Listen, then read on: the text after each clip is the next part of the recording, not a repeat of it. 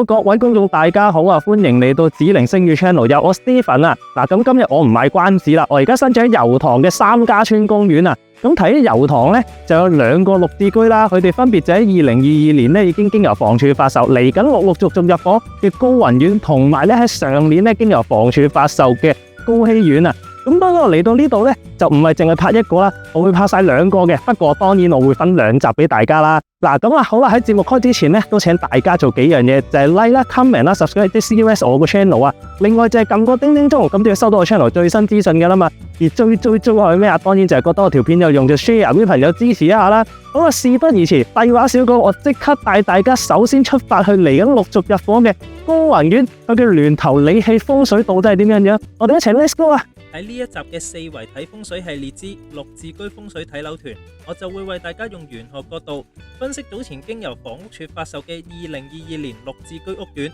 到底邊一個方位最旺財旺丁，邊一種佈局最名利雙收。而呢一次要介紹嘅呢，就係油塘嘅高雲苑啦。我哋會由佢基本資料、現樓須知、周邊配套以至整體嘅風水佈局去同大家分析一下呢個屋苑嘅。好啦，事不宜遲，我哋即刻向高雲苑出發。首先第一件事，當然要介紹一下交通路線啦。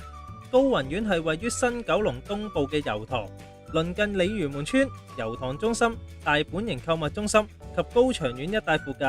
其中一條最大眾化嘅路線，當然就係乘坐港鐵嘅觀塘線及將軍澳線，去到油塘站落車。落車之後呢，喺 A1 或者 A2 出口向茶果嶺道方向步行。經過油塘中心，再轉入欣榮街，全程大約10至15分鐘呢，就會到達高雲苑噶啦。除咗目前呢一條路線之外，要到達高雲苑附近，其實都有唔同嘅交通工具可以提供俾大家選擇噶。大家亦都可以選擇以下嘅巴士路線，去到鯉魚門村巴士總站，落車之後呢，再步行3至5分鐘就會到達高雲苑噶啦。作為九龍其中一個最新嘅綠置居屋苑，就整體交通而言，高雲苑嘅交通可以算係便利居民出入噶啦。喺介紹完交通路線之後啊，當然要介紹一下高雲苑佢嘅基本資料啦。呢個屋苑係位於新九龍東部嘅油塘，鄰近鯉魚門村、油塘中心、大本營購物商場同埋高翔苑一帶附近。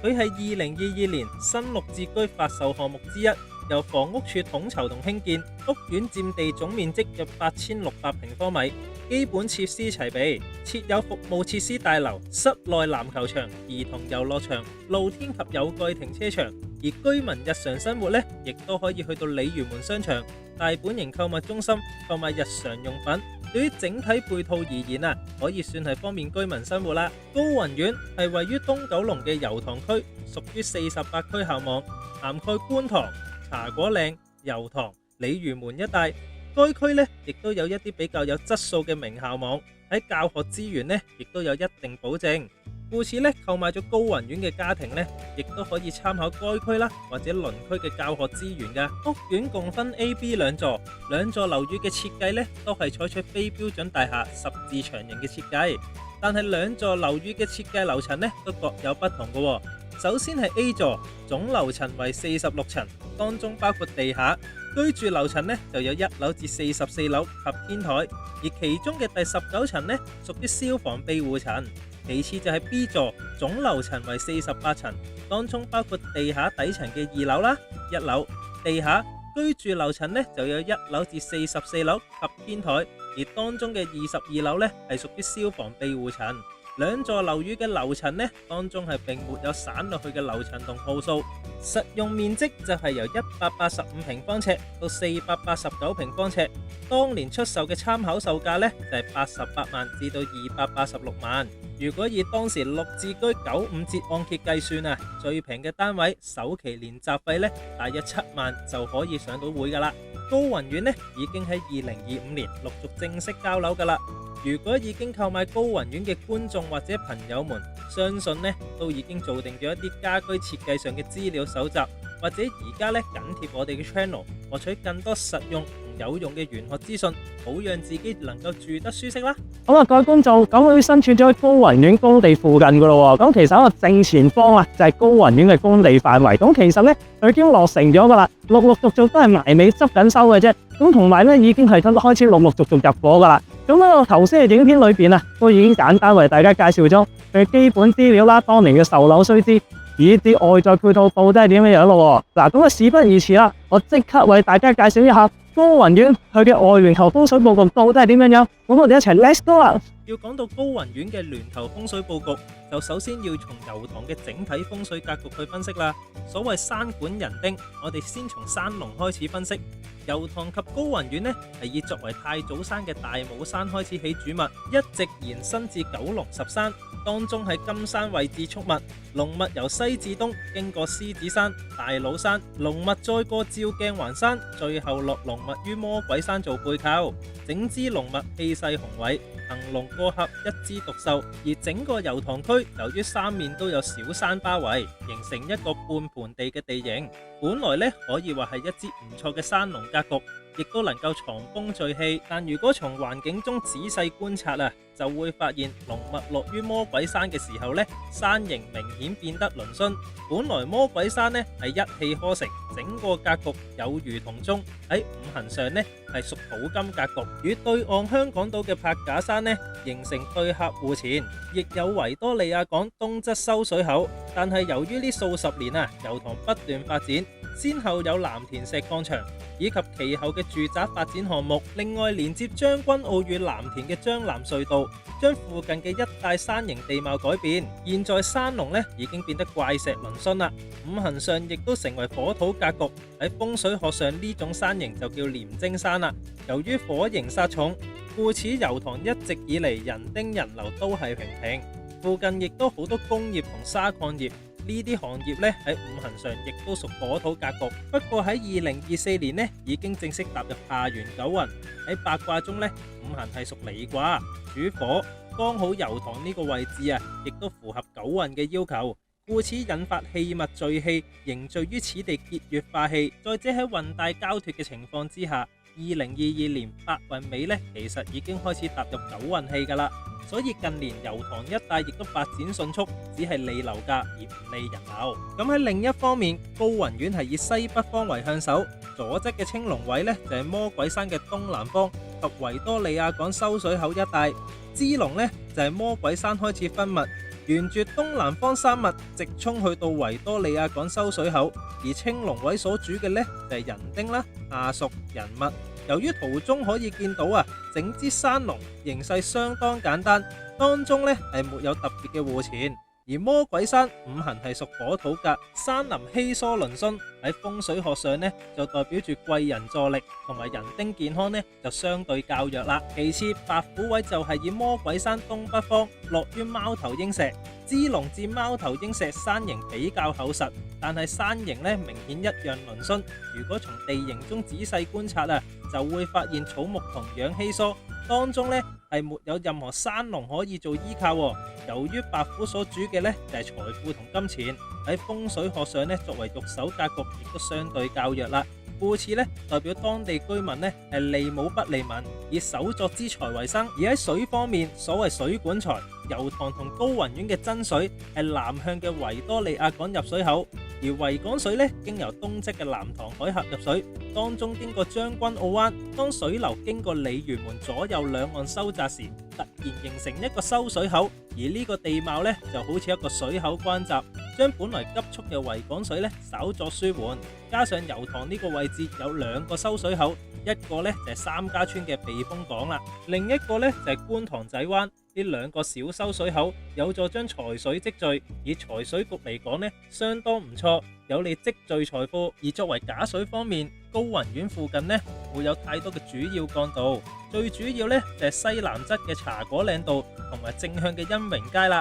茶果嶺道作為油塘比較主要嘅道路，車路一直向東南延伸至工業區嘅各個位置，來水由上而下嘅格局，再加上道路兩旁泊咗一啲車輛啊，呢個格局反而好似靜水咁。喺風水學上呢，水不動不聚財，加上路斜嘅關係呢，亦都唔利財水引入啊。相比之下呢，呢支假水呢就顯得更加有啲信息無力啦。而另外嘅欣榮街雖然喺高雲苑嘅正向位置，車流量雖然少，但係緩慢啊。所謂緩水有情，喺動財方面呢，可以帶嚟一個正向嘅效果。但係只要從地圖中仔細觀察啊，就會發現到呢路係有少少反攻，所以呢亦都有機會現竊財之意。不過有一點值得一提嘅就係喺風水學上呢，澤穴都有分陰陽嘅，而魔鬼山呢個格局呢，就係陰穴啦，有利福蔭後人。雖然係廉貞山，但係亦都能夠福澤而免。故此喺山嘅另一端呢，亦都建有將軍澳華人永遠墳場。好多人以為住喺墳場隔離就唔好，會陰盛陽衰，更易招陰。但係其實呢，建墓嘅位置呢，多數都係吉地，加上墓居者呢，多數為安詳啊，故此呢，氣勢祥和，更會福蔭後人，特別有利科明後輩㗎。跑馬地同鑽石山一帶呢，就係最好嘅證明啦，名校亦都較多，只係喺陰重之下呢，需要喺陽宅上呢作一啲少少嘅調整。呢一方面呢，有機會我會製作一個專輯同大家分享㗎啦。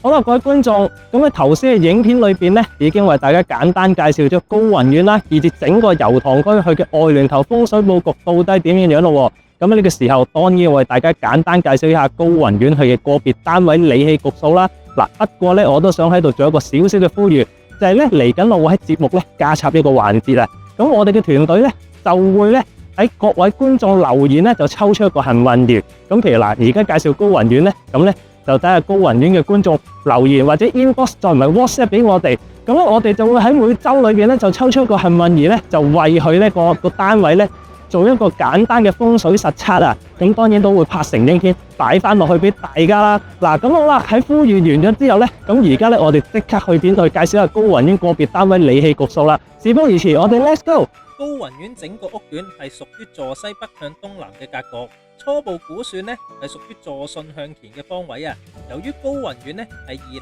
年入伙，2024年至2043年呢已經係屬於下元九運啦。以九運作起運計算啊，整個格局呢係屬於雙星導向嘅格局。喺理氣局數上呢就有比較旺財之意啦。而喺整體形局上，九運呢係南要見山，北要見水，比較有利。而高雲苑嘅位置呢，雖然喺格局上未能符合呢個要求啊，但係由於呢同對岸形成朝拱，故此呢亦都有助地運延續噶。而要講到比較仔細嘅單位理氣局數啊，先講 A 座，單位坐向分佈細緻如下。首先係1、2號單位，單位嘅坐向呢係屬於坐東北向西南。背靠窗外主要係望內園啦，同埋鯉魚門村做主景，而當中嘅內園及兒童遊樂場呢，可以作為小明堂之用。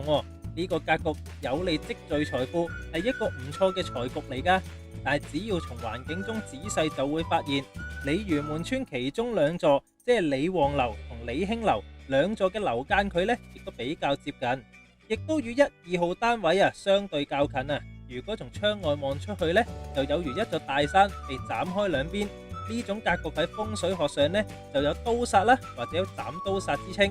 而呢個格局呢，係有損人丁健康，亦都唔利精神。故此呢，將來需要喺家居風水佈局上做一啲調整，先至能夠化解問題啦。而其次係3、4號單位，單位坐向係屬於坐西南向東北，背靠窗外主要係望屋苑內園做主景。而景觀上呢，有一大片花槽，喺形局上呢，亦都可以作為明堂之用，有利聚財。加上背靠，亦都配合山龍，利旺人丁，故此單位呢係屬於丁財兩旺嘅格局。而5、6、7、8號單位，單位坐向係屬於坐東南向西北，背靠窗外，亦都係望屋苑內園做主景。喺景觀上呢，亦都係望一大片花槽，所以喺格局上同3至4號單位就有啲相似啦。喺形局上呢，都可以作為明堂使用，有利積聚財富，同時亦都利旺人丁，可以話係丁財兩旺。但係由於5、6號單位呢，前面有一條行人天橋，喺格局上呢就有少少直衝啦，對於家宅嘅財運呢就有少少不利，容易進財，但係亦都有劫財之意。故此呢，將來亦都需要喺家居風水佈局上做一啲調整，先至能夠化解問題啦。而9、10、11、12號單位，單位坐向係屬於坐西北向東南，背靠窗外呢，主要係望屋苑內園入口正向做主景。但係喺景觀上啊，就有一個行人迴旋處，其作用呢就好似一個聚水明堂，將人流緩緩分流而進，係有助加強單位引水聚財，亦都可以收恩榮街嘅假水聚財，故此呢個格局呢係比較旺財嘅類別。而13、14、15、16號單位坐向係屬於坐西南向東北，背靠窗外，主要係望屋苑入口正向做主景，與9至12號單位有啲相似，故此呢可以立到行人迴旋處。但係由於坐向係屬於正向入口旁啊，來水呢由右至左形成橫水局，故此呢就會嚟得更為自然啦。呢個格局呢對旺財就更加有利啦。而17、18、19、20號單位坐向係屬於坐東北向西南，背靠窗外，主要係望屋苑內園同埋鯉魚門村做主景。格局上呢同1、2號單位有啲相似，但係由於窗外缺少咗好似兒童遊樂場呢類明堂阻隔，故此呢鯉魚門村嘅刀煞啦或者斬刀煞呢就更容易形成刑克啦。故此將來可能需要喺家居風水佈局上作調整，先至能夠化解問題啦。而21、22號單位坐向係屬於坐西北向東南，背靠窗外呢係望欣榮街做主景。呢個格局呢就有少少反攻，但係由於車流量少門水聚財嘅情況下，動象煞氣呢亦都自然唔大，所以呢排單位呢亦都算係比較旺財嘅類別。而23、24號單位坐向係屬於坐東南向西北，背靠窗外呢主要係望屋苑內園做主景，當中內園同兒童遊樂場可以作為小明堂之用。呢個格局呢有利財富積聚，係一個唔錯嘅財局。亦由於遠望能夠接山龍之氣，故此呢排單位呢亦都利旺人丁，可以做到丁財兩旺噶。最後係 B 座，首先講1、2號單位坐向係屬於坐西北向東南，背靠窗外，主要係望屋苑內園做主景。喺景觀上呢就有一大片花草，格局上呢亦都算利旺丁財，只係由於旁邊嘅鯉魚門村鯉龍樓與單位呢相距甚近喺採光上呢就有少少不足啦。而呢個呢亦都可能會令家宅人丁容易疲倦，故此呢將來需要喺家居風水佈局上做一啲調整，先至能夠協調問題啦。而其次嘅3、4、5、6、8、9號單位坐向係屬於坐東南向西北，背靠窗外呢主要係望魔鬼山山龍做主景，而其中有一支分脈更加落於附近嘅華嚴閣。而5、6、8、9號單位呢更有機會承接默契，有助利旺人丁，加上茶果嶺道呢有一迴旋處，能夠將財水引流，係一個唔錯嘅財局，會令到家人呢心情變得祥和，但同時呢亦都令佢欠缺鬥心故此將來可能需要喺家居風水佈局上做一啲調整，先至能夠協調問題。但單位呢整體都係屬於利旺丁財嘅。其次係7號單位坐向係屬於坐東北向西南，背靠窗外，主要係望茶果嶺道做主景。而呢個單位呢形局上比較特別，係屬於最少嘅單位，左右欠缺夾拱故此喺丁財方面呢就會比較弱勢啦。但係由於呢亦都能夠立到茶果嶺道迴旋處作財水換流故此呢排單位呢係屬於比較旺財嘅類別。只不過呢可能需要喺家居風水佈局上做一啲調整，先至能夠協調人丁問題啦。而10號、11號單位坐向係屬於坐西北向東南，背靠窗外，主要係望屋苑內園做主景，但與1、2號單位景觀有啲唔同。10至11號單位呢，佢哋主要係望屋苑內園停車場，而呢個景觀呢雖然唔及望花槽更加能作小明堂但喺風水學上呢，停車場呢亦都可以作為收水口，故此呢亦都有小聚財局。而12、13、14、15、16、17號單位坐向係屬於坐西南向東北，背靠窗外呢主要係望屋苑內園同埋茶果嶺道做主景，加上旁邊嘅兒童遊樂場能夠作為小明堂聚財茶果嶺道形似環抱，亦都有助引納財水，故此呢排單位呢係屬於比較旺財嘅格局。最後嘅18、19、20、21、22、23號單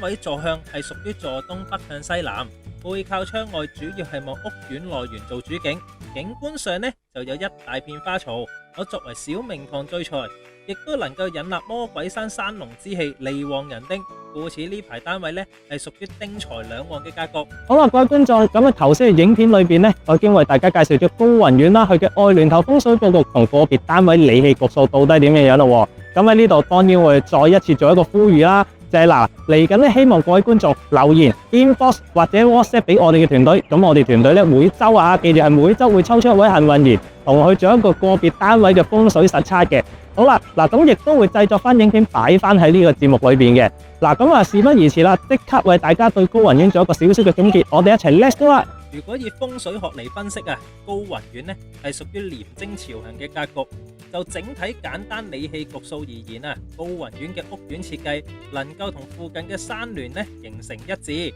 與附近嘅建築物呢亦都能夠符合五岳平衡啊。但係由於兩座屋苑嘅設計風格呢有少少唔同，喺採光同立氣上呢亦都足夠，特別利自僱人士、武職、理科，例如軍警啦、工程、理工、五金等人士居住，可以話係一個唔錯嘅選擇嚟㗎。不過各位觀眾，未來喺九運如何延續地運，又或者如何運用家居風水佈局去配合巒頭環境，遲一啲我會為大家製作家居風水佈局法，到時就會為大家分享利用不同擺設同設計改善屋運，做到真正嘅理氣和順啦。嚟緊下一集，我將會為大家介紹一個公共屋邨，即係代表嚟緊新一集呢係會全新嘅節目。與此同時啊，家居風水佈局法同埋區區有鬼故亦都密鑼緊鼓喺度製作當中，所以大家記得密切留意我哋 channel 啦。如果大家覺得啲片有用，都係嗰句，記得 comment、like、subscribe、CCLS 我哋嘅 channel，